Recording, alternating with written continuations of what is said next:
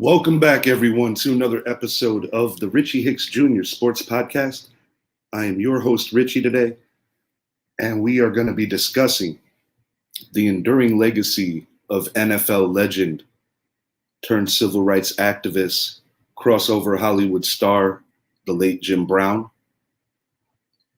I am going to share my thoughts on the shocking results thus far of the Western and Eastern Conference Finals in the NBA, which see the Miami Heat and the Denver Nuggets dominating the two most winningest and iconic franchises in NBA history. I'm going to speak on the Yankees road trip. I'm going to speak on the elevated play and the elevated success of the Yankees following the gauntlet that they faced in New York against the Rays, later against the Jays, and now they're going to be welcoming the Baltimore Orioles to the Bronx. I'm also going to speak on, in my mind, a roster situation that might actually hinder the New York Yankees. I'm referring to the return of two former league MVPs. And while it might not be the most popular take, it's one that I definitely want to hit on. I'm going to start off today's show with NFL legend Jim Brown, who we lost last week. Right here, I am sharing some of his accolades during the course of his career, during the course of his life. I'm going to give you guys a moment to see some of that before I continue. If you haven't already, please make it a point to like and subscribe to my channel, the Richie Hicks Jr. Sports Podcast on YouTube. I'm going to start with the football aspect of Mr. Brown's career. I feel that what makes Jim Brown so special in terms of being a football player is that he did so much of this in only 9 seasons. Now, for those of you who don't know, in Jim Brown's era, the NFL had a shorter season. And when I think about the outrageous stats that Jim Brown had during the course of his NFL career, I do get annoyed from time to time with the recency biases. Recency meaning when we talk about who's the GOAT. I'm of the mindset that you cannot make one person a GOAT. I think it depends on different positions. I think it depends on just the overall impact players have during their eras and even years that follow their presence. As many of you know, today's GOAT, recently retired, everyone says Tom Brady. That man played quarterback. In Jim Brown's era, and even eras that followed, I think many people will point to him and say that's the GOAT. He, of course, was a running back. You have Jerry Rice, arguably the greatest wide receiver in league history. The point I'm making is I feel that people use this GOAT thing as more of a recency level thing, but I don't think it's fair. I don't think there could truly be any GOAT because different positions require different skill sets and on and on. What I will say is that in this man's career, he redefined the running back position. And quite frankly, his choice to leave the NFL early was driven off of a lot of other ambitious endeavors. You know, he went into Hollywood. But bigger than what he did on the movie screen, and I am going to elaborate on that in a moment, is what he did for the civil rights movement. I feel that what Jim Brown did and what Jim Brown opened the lane for was for the role of athletes in America. Prior to Jim Brown, prior to guys like Muhammad Ali, athletes were not viewed as people that had minds, that had platforms that could speak on social issues that were going on in the country. And I think something that Jim Brown started and something that he should be remembered for is that he truly was one of the first athletes who was not afraid to have the tough conversations, who was not afraid to stand up for what he believed in at a time in this country that was very turbulent.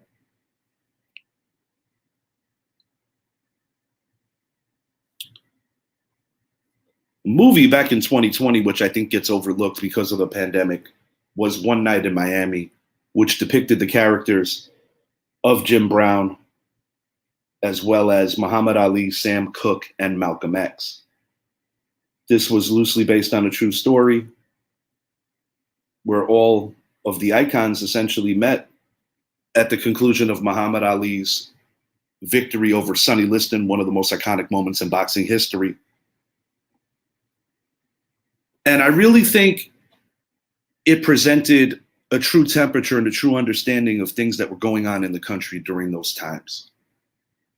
I think when you consider what Jim Brown did as an activist, it truly dwarfs anything that he did as a football player.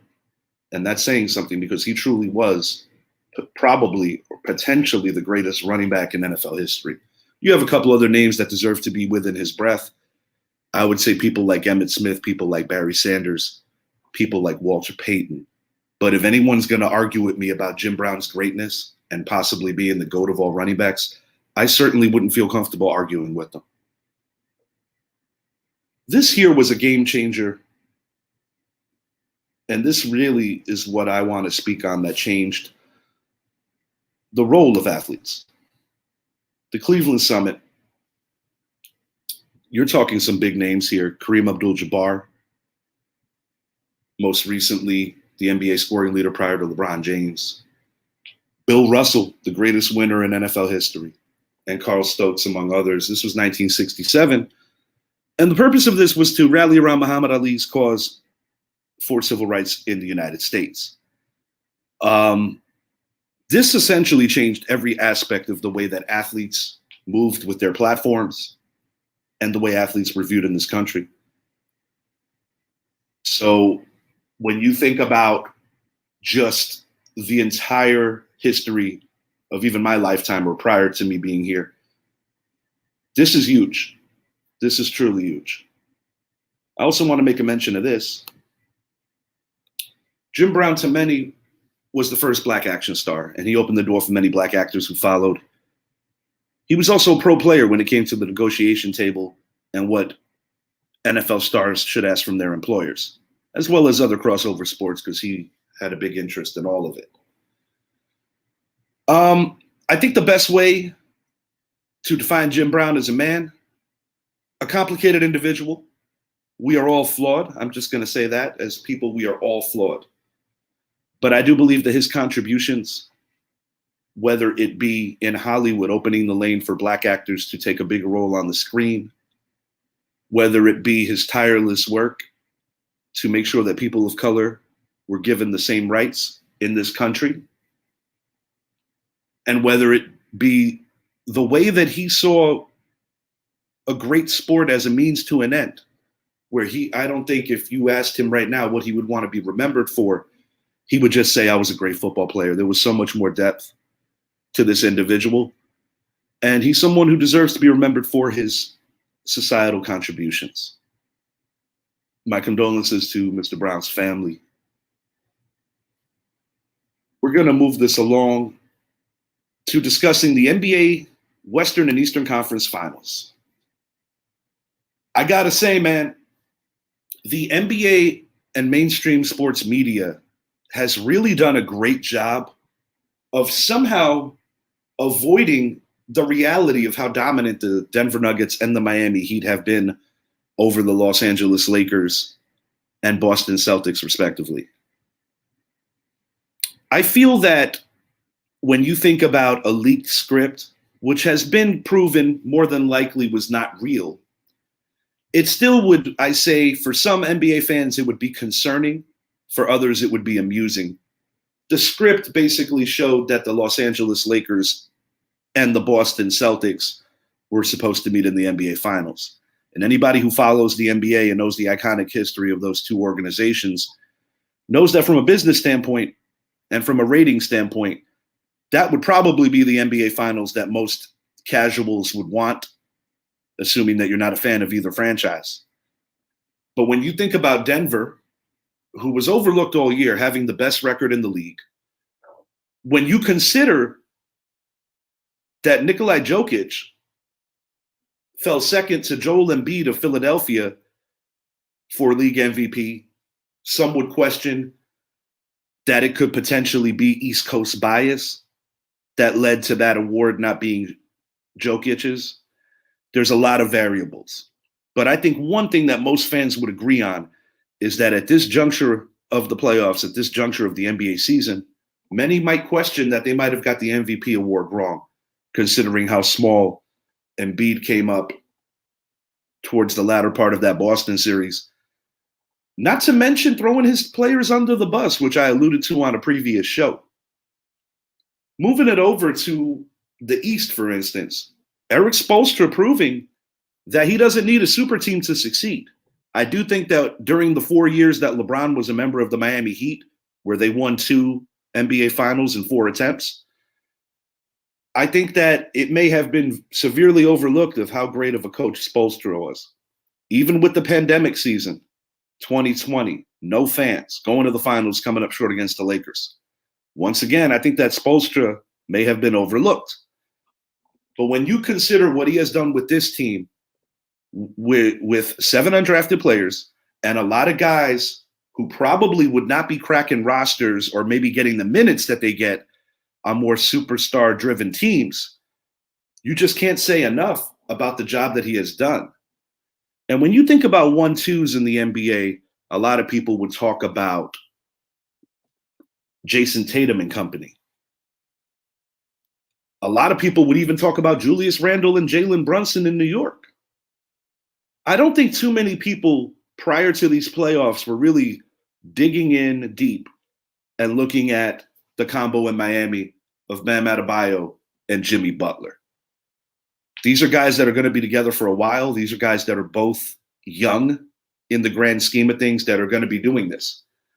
And I think that being the 8th seed due to a play-in loss, making quick work of most people's Eastern Conference favorite in the Milwaukee Bucks and arguably the greatest player on planet Earth in Giannis, beating the New York Knicks, and for the most part looking like the better team even when they lost. And right now being up 3-0 against the Celtics, stealing the first 2 in Boston and putting a beating on them in Game 3. The Miami Heat are for real, folks. This is not some fluke. This is not just a team that got hot. I think this is a team that was dealing with their fair share of issues during the course of the season, but made sure that everything was running just right when these playoffs began. And Denver and Miami, assuming that 2 miracles don't happen from an 0-3 deficit on each side, it's going to be a phenomenal series. I have not yet thought about who I think is going to win that series. I'll be sharing that in the near future. But I do believe that the point of what I want to make here is that the NBA, the media that covers sports in general, needs to do a better job of shining light on the teams that are winning and less on the teams that are losing. It's very unfair. And I understand the legacies of both the Celtics and the Lakers and why that is such an iconic championship potential. You have a history of the NBA where if you were to extract those 2 teams, there's not a lot of championships left. And that speaks volumes about the different eras of basketball, whether it is the 60s led by Bill Russell and Bob Cousy, whether it's the 80s led by Magic and Kareem, rivaling with Larry Bird, Robert Parrish and company. More recent times, Boston's Big 3 against the late, great Kobe Bryant. So many layers and aspects of a phenomenal rivalry. But the ultimate point to be made here is the NBA has to embrace newer teams that maybe don't have the resumes as these 2 and really put them front and center because it has been more than earned. Moving along to another great franchise historically. My New York Yankees going 6-1 on the road, welcoming Baltimore for the series in the Bronx coming up. And I want to hit on what has changed the Yankees' fortunes when 2.5, maybe 3 short weeks ago, many people left this team for dead. Well, first and foremost, I think what the Yankees are doing a very good job of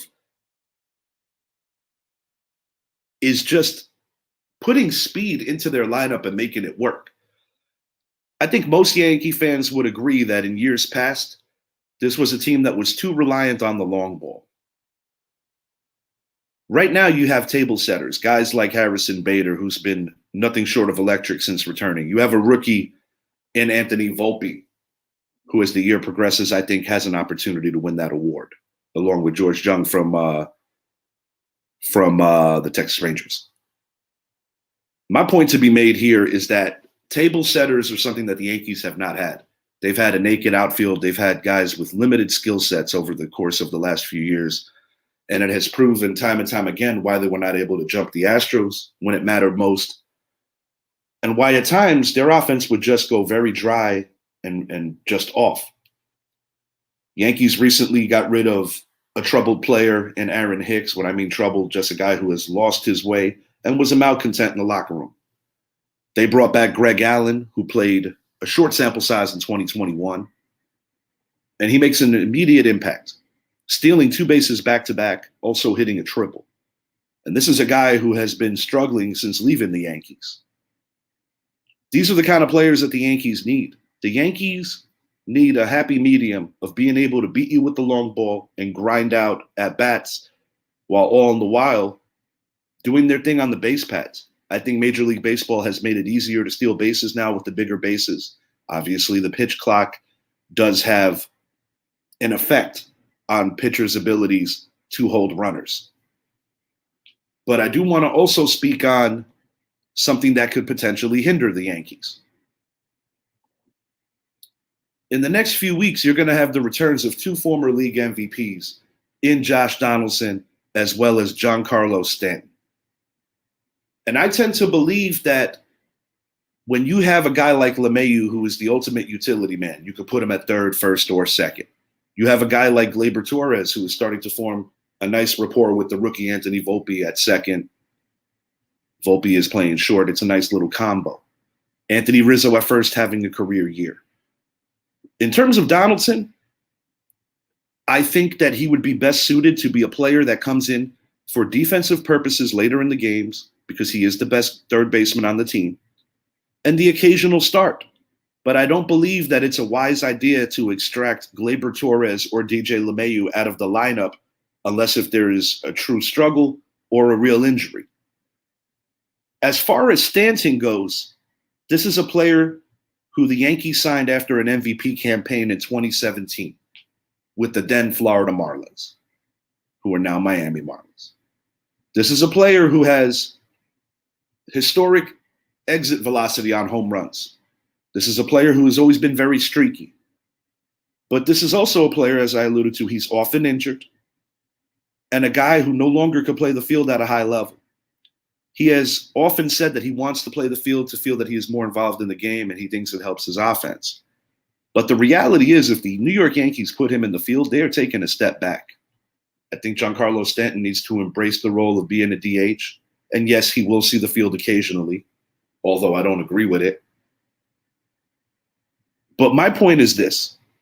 If you look at the Yankees' struggles a couple of years ago when we had 2 dead spots in the lineup, I'm talking about Aaron Hicks as well as Joey Gallo. Gallo currently playing with the Minnesota Twins. Hicks, we'll see where he ends up. Yankees unlikely trade him. They're going to have to eat that salary. But my point is that you have 2 dead spots in a lineup. And my concern is that when you have one player who essentially does not make adjustments in the box, that would be Donaldson. He has a bad habit of admiring fly balls as opposed to running out of the box. And he also has a history of controversy with the ignorant comments flung towards Tim Anderson, calling him Jackie, bringing unwanted and unnecessary heat to his organization. And for a veteran player, that's very immature. As far as Stanton goes, I think he is the more valuable of the two, but I think he has to come with a real expectation that if he wants to help his team the right way, he is truly a designated hitter at this juncture of his career, and a very expensive one at that. Yankees are currently 9 games over 500 in third place, and they're going to be welcoming the second place Baltimore Orioles into the Bronx tomorrow.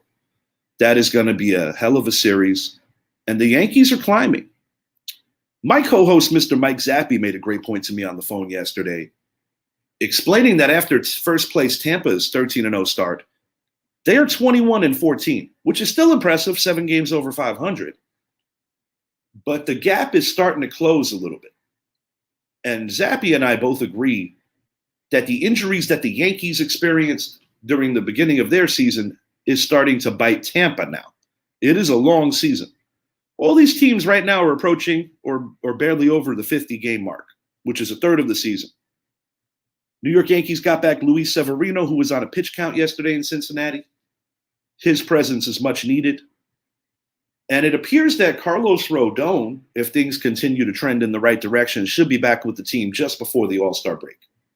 These are two guys the Yankees need to compete and to continue their quest for a 28th World Championship. But that is my concern being a Yankee fan, that if you insert Donaldson and Stanton on the same days in this lineup, there is a potential that it could mess up the chemistry. The Yankees right now are diversifying the ways they win. And Aaron Boone, who I will admit I haven't been the biggest fan of, one thing I will say is that lately he has been pushing the right buttons in the bullpen, doing things unconventionally, where Clay Holmes coming into the year was the incumbent closer. Boone might be the guy that brings him in the 7th or 8th if he feels the matchups favor that. It's closer by committee right now for the New York Yankees. And I do believe that as long as they pitch well as a bullpen staff, that can be sustainable. I definitely would like to hear some of your thoughts, if you think I'm out of my mind or if you think I'm making sense about my take on the Yankees. But I do believe that players with limited skill sets can hinder a team that is very versatile right now. Before I get out of here, I want to make a quick mention to former New York Knicks and Denver Nuggets great Carmelo Anthony.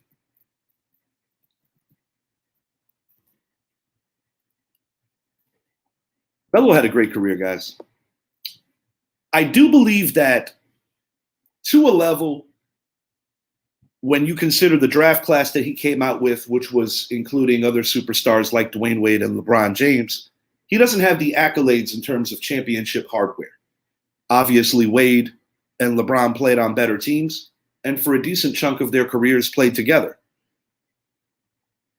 But what I do want to give Melo the edge over both those great Hall of Famers, they're all going to the Hall at one point or another, is that Carmelo, in my eyes, was the better pure scorer than both of them. You can make an argument that Melo didn't play the defensive game that those two played, and I don't think it's much of an argument. Revisiting the trade to the New York Knicks, I think the Knicks made a mistake gutting their roster to bring Melo over, because I think it ultimately caused Melo to have to do too much and not have the supporting cast that he deserved. But when I think about what Melo had to work with during his time as a New York Knick, I feel that he was phenomenal. But one thing about Melo's career is that he needed that true facilitator to bring out the best of his game. He had it for one short season with the Knicks in Jason Kidd, one of the greatest point guards to ever play. And he had it for a short while in Denver with the great Chauncey Billups. That is something that Melo will be graded on, that he couldn't really do it without a true facilitator and his defensive inadequacies. But one thing I will say, he has the greatest game in terms of a regular season performance scoring-wise in the history of MSG. That will always be remembered fondly. And as I said, going back to that trade, I think the Knicks were very afraid that Melo was going to go to the Brooklyn Nets because of the star power that Jay-Z brought there. And I guess you could say they were just looking like more of the hip team in New York at the time. Right now, the Knicks are reclaiming the city because Brooklyn's big three have all gone on to greener pastures. Carmelo Anthony is a Hall of Famer and one of the truly great scorers. And I must admit, I've been a fan of Melo since he won the national title as a freshman in Syracuse, one of the greatest performances in NCAA tournament history. But cheers to Carmelo Anthony on a phenomenal career. And I do think that in the long run, he is in the NBA Hall of Fame, the Naismith Memorial Hall of Fame, I should say. It's a basketball Hall of Fame, not an NBA Hall of Fame. But great career, Melo. Cheers to you on that. And I hope he enjoys his life after basketball. Might be back later tonight with my co-host, Mike Zappi. That is going to be predicated off of his son's athletic schedule. There has been some inclement weather in Texas, so we'll see how that plays out. But I will keep you guys in the know if we're going to be coming back later on to do a show. OTAs in the NFL also starting today. 20 teams of the 32 are starting that today. NFL season is on the horizon. Cut days coming up. Baseball All-Star game only a month out, and the NBA Finals are in a few days. Last mention, Florida Panthers. I'm going to say this short and sweet. I am not picking against them anymore. While I gave them credit for beating the best team in hockey, I still felt that at some point they were going to run out of juice. They have not done that. They have basically tore the Carolina Hurricanes' heart out, winning 2 very close games, one of them being a quadruple overtime affair in Carolina. Now they're going to be coming home to Miami. And it is unbelievable that the 2 Southeast teams, the Heat and the Panthers respectively in their sports, both coming into these playoffs as 8 seeds and both on the fringe of making the finals in both of their leagues. That is unprecedented. That has never happened before, especially being in the same city. Really cool time to be a sports fan, and we're going to be tracking that as it moves along. Until next time, I am your host, Richie, and I greatly appreciate you listening to the show, supporting the show, and giving me feedback. Because as I always like to say, my show is only as good as the people who watch it. And I always enjoy the feedback, and I want to hear what you guys would like to hear us talk about in the near future.